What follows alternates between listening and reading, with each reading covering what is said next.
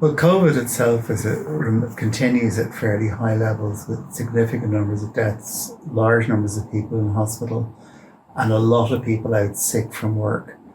And this is what living with COVID looks like.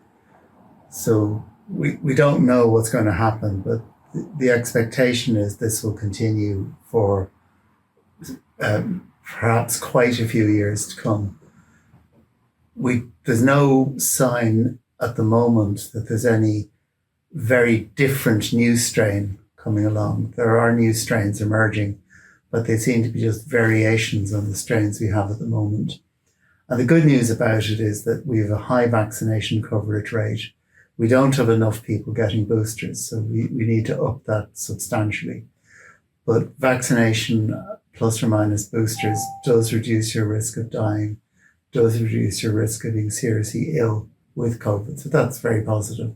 But the pressure on the health service is going to be unrelenting. I think mask wearing is a fairly obvious way of protecting yourself against the virus. I mean, we know this is an airborne virus. So it's spread through the air from person to person over quite substantial distances. And we've known that since the April of the first year of the pandemic, when there was a major spreading incident in Korea in a church, which could only have been spread by airborne spread. So there's been no doubt about that since that time.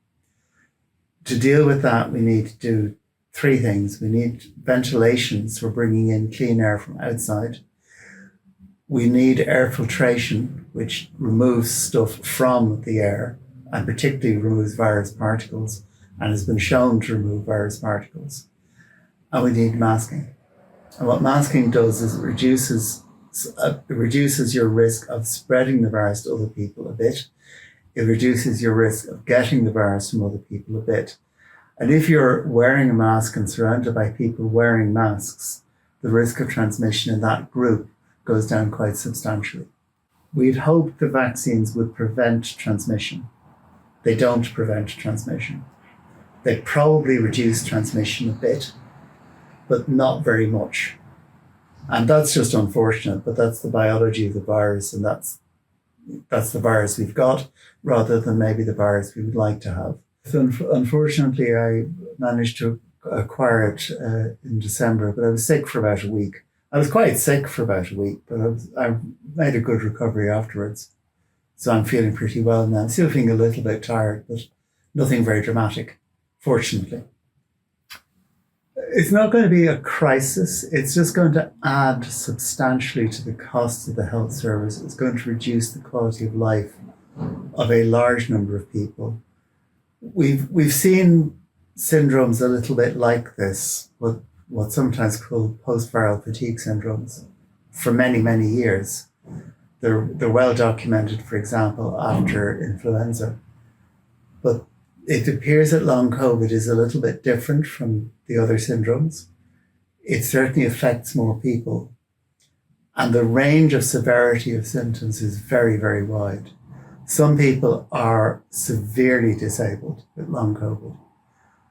Many people have a moderate level of impairment, and some people have relatively minor symptoms. But this is affecting many, many hundreds of thousands of people in our society and many tens of millions of people in larger countries. So the cost of this is huge. It's spread out over time. So we know that heart disease rates will go up after COVID infection. We know stroke rates will go up after COVID infection, but they tend not to be, within days after COVID infections. They're spread out over long periods of time.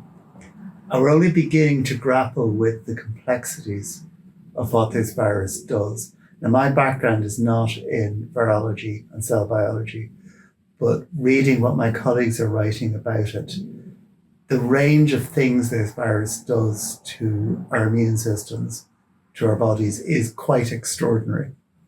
And I'm not aware of other viruses that have the same spectrum of activity.